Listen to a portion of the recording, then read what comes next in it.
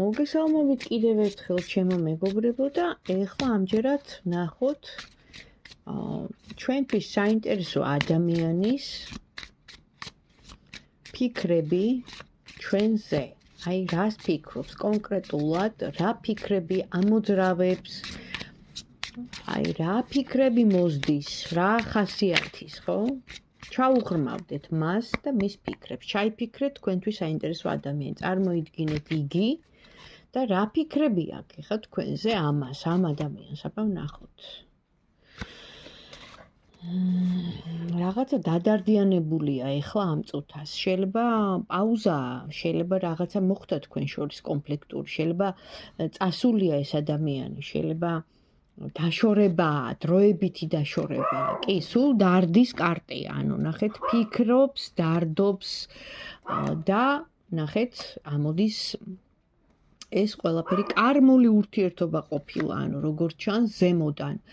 ანუ რაღაცა ტკივილი, რაღაც დარდი, რაღაც გულგაცრუება, მაგრამ ამოდის სამი პერიოდი, რაღაც საკითხები შეიძლება 3 დღეში გადაწყვიტოს, 3 დღეში და ან მოაწვეს მონატრება და არის აქტიურობა.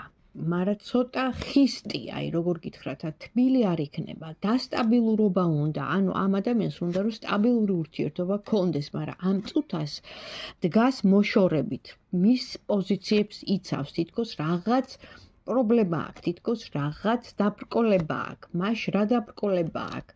აქ ეხება რაღაცა დამალულს, დაფარულს, რაღაცა მის საქციელს, რომელმაც თქვენ გული გატკინათ, იმიტომ რომ აქ ამოდის ძალიან დიდი ელდა, მისი საქციელი. შეიძლება რაღაც მოიტყუა, შეიძლება რაღაცა არ გითხრათ, დაგიმალათ, მაგრამ გრძნობა როგორც ასეთი ნამდვილად არის, თუმცა ენერგიების გაცვლა-გამოცვლა აქაც, ნახეთ, ანუ როგორ მოიქცევით თქვენ, იმის დამიხედვით იმოქმედებს ისიც. თუ თქვენ მისცემთ მას შანსს, თუ ამ ყველაფრის მიუხედავად შანსს მისცემთ, ამოდის უკვე დადებითი პასუხი მისგანაც. ანუ თქვენ მისთვის ხართ აქტიური, ლამაზი, აი ესეთი ქალი, რომელსაც ვერ დაივიწყებს და სადაც არ უნდა იყოს და როგორ სიტუაციაშიც არ უნდა იყოს, მაინც უნდა ამ ადამიანს თქვენთან ურთიერთობა. უნდა, რადგან სიამოვნებას ღებულობს, სულ ელდება პირდაპირ გაგებით და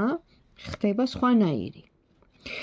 მაგრამ აქ კიდე არის რაღაც გასათვალისწინებელი. ეს ადამიანი არ არის ბოლომდე თავისუფალი, ანუ რაღაც პრობლემა აქვს. შეიძლება ოჯახი ყავს, შეიძლება პარტნიორი ყავს.